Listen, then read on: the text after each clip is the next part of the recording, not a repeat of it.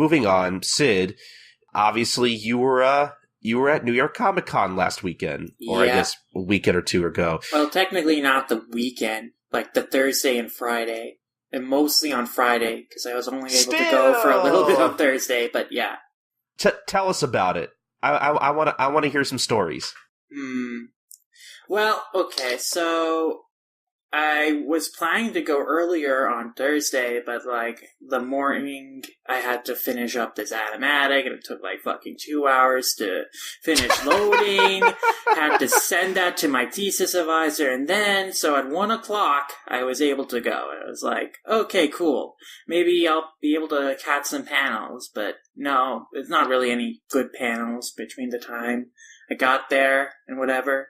You know, one thing I really have to remember to do next time is to make sure I get the tickets, like, pick up the tickets beforehand, because the line to pick up tickets is, like, exhaustingly long. It's like, you can't really even imagine it. It goes, like, a couple blocks back. It's, like, insanely long. It would take 3 hours to actually wait through that. But luckily they were, like, New York Comic Con, like, officials who were, like, giving out the badges to people who had printed out their, like, confirmations beforehand. So luckily enough, I was smart enough to do that, so I was able to get the badge without too much trouble. So I was able to do that, and I was able to get in, but I didn't really have a whole lot to do, because I only had, like, 3 hours before I had to leave, so I could get to class, because I couldn't miss class that Thursday because I had a test. So that was unfortunate, but, you know, I spent most of my time on the show floor, went to a bunch of booths, and, you know, bought some stuff. It was pretty good, even though I didn't really get a lot to do. Friday was the big day. That was the day I spent all day there. But, you know, one day really isn't enough to do everything at Comic-Con. But I tried to make the most of it. I wanted to get there in time for the Viz Media panel. Didn't quite manage to do that. But, so I missed that. But I made up for it because I went to the South Park 20th anniversary, like, exhibit thing. And I took a bunch of neat photos with, you know, that depicted iconic scenes from the show, which was awesome. And I really enjoyed that. And then I did the Ash vs. Evil Dead exhibit a bunch of times because they gave up free stuff each time you went into it. And I wanted the foam chainsaw thing they were giving out, but I never got that. Aww. I at least got a hat, though, so I got something useful. A hat's more useful than some stupid foam chainsaw. But the foam chainsaw, I would have gone with the foam chainsaw. That's just the kind of thing I would love to own. Yeah, I would have liked if I had gotten the foam chainsaw, but, you know, at least I got something useful instead. But, yeah, so, you know, after that, you know, let's see, what did I do? Well, I guess the first panel I went to was this really cool panel with comic artists breaking down a script page, like, in real time. So you had these professional comic artists who work at, like, a bunch of different publishers. So they broke down the script page from a James Bond comic book. And, you know, they didn't have any character designs. They didn't have, like, any even understanding of what the story was beforehand. This was, like, a page from the very end of whatever script this was. So all they had was the script and, like, some of the directions, like, for how it should look. So it was very interesting to see, like, how each of these artists composed a page just based on script directions. And, like, that sounds really neat. It was really neat. And actually, a lot of them were very similar. So, I mean, that shows the experience of, like, these professionals. So I found that really interesting and really informative to watch and see in action. After that, I went to the Asuna Hasakura panel, the author of Spice and Wolf, and that was really fun. Like, I actually, you know, I haven't read or watched Spice and Wolf yet. You know, I really wish I had, though, because Asuna Hasakura is a super funny dude, like, super cool dude. Like, he has a really good sense of humor, you know, in terms of how he answered questions and, you know, kind of described things. Like, one of the most memorable comments was, like, what he thought about the character designs for the anime. And he was like, you know, felt that Holo's breasts were a little too big because she's supposed to have small boobs, but it's okay, I guess. So that was pretty funny. So he seemed like a cool guy. I was really interested in his perspective on economics, which I found really interesting. So I definitely, after that panel was done, I was like, oh man, I want to go and read some Spice and Wolf now. Unfortunately, Yen Press was sold out of all the Spice and Wolf books. I was like, man, that sucks. Because they were also doing signings with Hasakura after the panel, and I was like, I wish I had read Spice and Wolf and bought a book beforehand so I could get it signed, but oh well. Yeah, apparently Spice and Wolf is popular. Who knew? The room is full. Totally packed. I mean, the line wasn't, we'll get to it, but the line wasn't as long as a certain someone's panel later in the day that I don't think even they predicted it would be that long. But yeah, it was a packed room, like a lot of enthusiastic fans. You know, I felt a little bad for Hasakura Sensei though, because a lot of people were asking questions about the anime, and it's like, boy. Oh man, you know, he wrote the books, you guys. I think he's more interested in your opinions on the books instead of the anime, which he didn't really have that much involvement in. But you know, it is what it is, and people like watching anime more than reading books, I guess. Whatever. But honestly, like, sorry, I don't mean to interrupt you, but like, I can't imagine. Yeah, that is unfortunate, but I feel like, me not being at the convention, I feel like, something like cause then they get, I'm gonna get this guy's name confused, the author of the Dragon Ball Super manga over to New York Comic Con for a signing. Yes, Toyotaro also came to the signing. His thing was on Saturday, so I wasn't able to go to that, but. Well, yeah, of course, but I was gonna say, I can't imagine what that must have been like. Yeah, that, especially since Viz hasn't released Dragon Ball Super graphic novels yet. But at least somebody has Dragon Ball Super. That's the thing. Sorry, I'll promise I'll be over with this in a second. It's not Funimation's fault, it's Toei's fault. Blame them for being No, stingy. I know. I would never blame Funimation. It's not Funimation's fault, but it boggles my mind that everything but the anime is getting some kind of release. That's true. But, like, I was talking about this on Twitter a little while ago, like, they're bringing out toys before the anime, and it's like they're literally going out of their way to just give us everything but what we want. And like, I can't imagine what his boost might have been like, because it's like, I don't know, like, I hope he didn't have to go through too many annoyances, but I'm sure he did.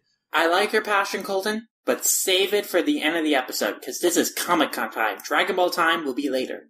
No, you're right. I was just making a comparison. Go on. Yes. So, the Hasakura panel was a lot of fun, and then after that, guess what I had after that to look forward to? Lunch. Did you get lunch afterwards? I actually did get lunch afterwards, but I had to very quickly get lunch because afterwards, the panel that I was going to next was the Yusei Matsui panel. Yay! Yay! I hate you so much. I wish I could have, left my body, taken over your body, and got to talk to Matsui myself. Yeah, actually, we need to backtrack here, because I forgot to mention in the morning why I was late to the Viz Media panel. The reason I was late was because I was waiting in line for like an hour to get into Kinokuniya to buy a volume of Assassination Classroom to get a special wristband that would allow me to come back to the store later in the night to get something signed by Yusei Matsui himself. Ooh, cool. Yes, but I had to wait like an hour and I was worried the entire time because, oh man, I hope that they don't run out of the wristbands before I get into the store, because that would suck, and I'd have to try Barnes & Nobles the next day. Because, at least they were doing it twice, so I had a second chance, but I didn't want to, I didn't want to spend time on the next day because I was not getting any work done that Friday, and I didn't want to spend time unnecessarily not doing work the next day. Yes, in case anybody forgot, Sid is a hardworking college student. Yes. So anyway, I just managed to be one of the last few people to get a wristband because it was limited to 100 people.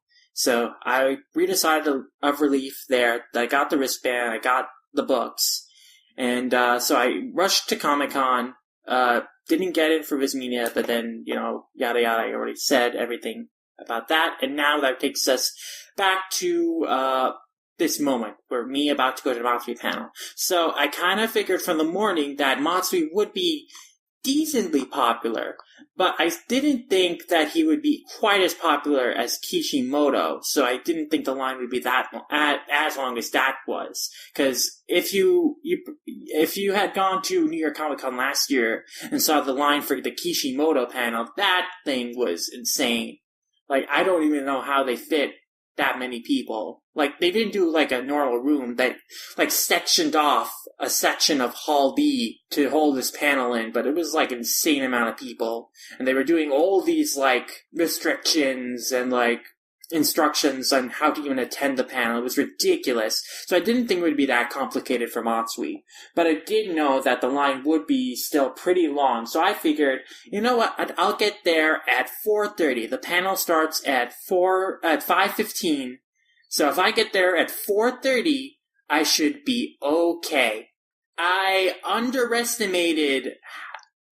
severely underestimated how many fans of Yusei Matsui there were going to be at the panel. It was a really long line, and it was a worryingly long line because the Comic-Con attendee was like, "There's no guarantees you'll get in if you're this far back." And I was like, "What? You're saying this at 4:30? What? Oh no! What have I done?" But, so, I was worried the entire time, and so it was a long hour to get in, waiting, worrying, will I get into this panel? Oh my god. Then my phone ran out of battery, and I was like, oh no, now I have to wait without anything to distract me. Oh no. Well, I didn't run out of battery like then, but it was getting low on battery, so I didn't want to use up my power, which was good because I was able to use it at a critical time later during the panel. But, yes. So I waited in line. I took a cool picture with this really good Bishamon from Noragami and Koro Sensei cosplayers, which was pretty cool. Those were pretty good cosplays, but still, like, super worried the entire time. And I managed to be one of the last people to get into that panel, and I was like, oh, thank God. I didn't get a great seat. I wasn't really able to see the stage very well because there's a huge pillar blocking me. Oh, but, man. like, I was in the room, and that was good enough.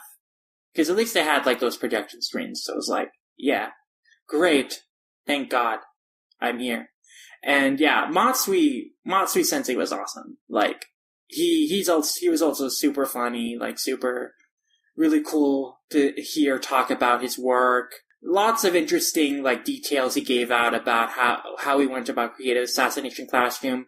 Like, he says the idea for Assassination Classroom came to him just one day, just from the scene of students, like from the first chapter, the scene of the students getting up to shoot their teacher. Like, he got that image in his head and was like, I should make a story about this. Ooh, okay. And the way he approached Assassination Classroom as a story was like, he wanted to draw something that, like, he felt his audience would want to read.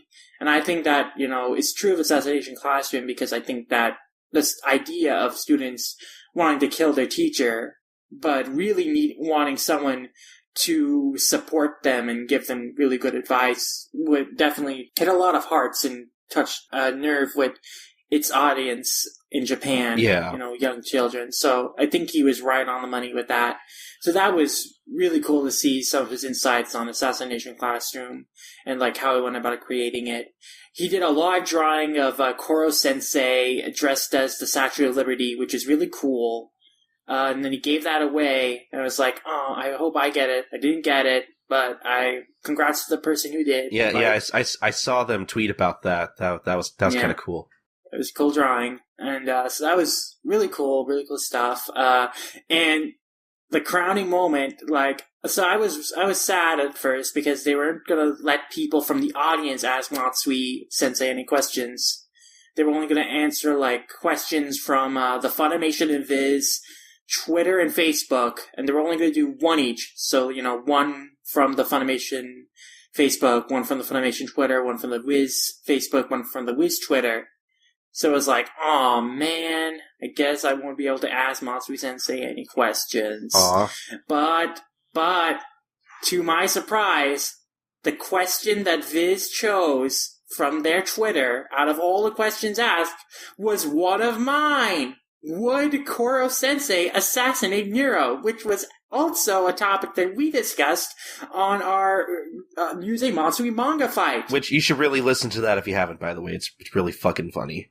Oh yes, I love that episode. I've actually listened to our manga fight more than once because I really enjoyed it. But yes, so Matsui's answer, which surprised me, was he didn't want to. When it came to a showdown between Koro Sensei and Nero, he wasn't sure if he could say who would win. But as for the question of whether Nero would be able to assassinate Koro Sensei, he felt that Koro Sensei all the way wouldn't be, defeated by Nero. So that was interesting. Yeah, that was interesting because I think we even talked about on our manga fights episode about how I think I brought up the point about how Koro Sensei could, he could possibly he's smart enough to probably create some kind of puzzle or mystery or just something advanced and layered enough to kind of keep Nero busy and maybe get him off his tail. So that's kind of in line with what we were talking about on manga fights, which I thought was kind of interesting. So, the rest of what I did at Comic-Con after that panel doesn't matter, because the only other thing that matters is when I went to Kinoi-Kinya that night for the signing. And, Viz had originally scheduled it from 8:30 to 9:30. They thought that they would be done in an hour. They were wrong. They were very, very wrong.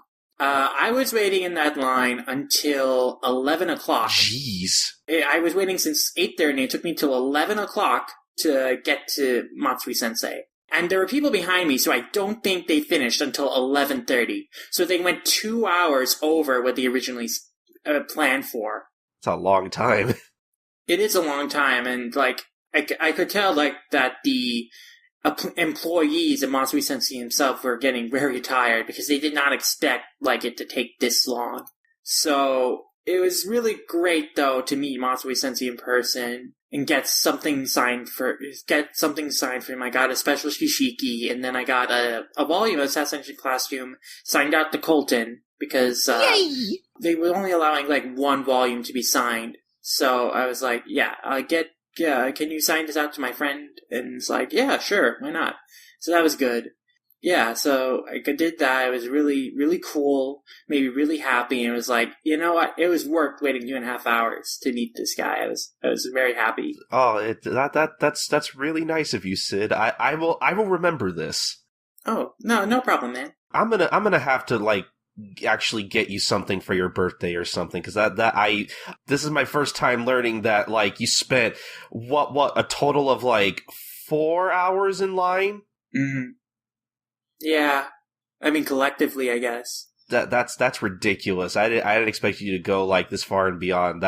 I really appreciate that. That's really nice of you. Thank you. No problem.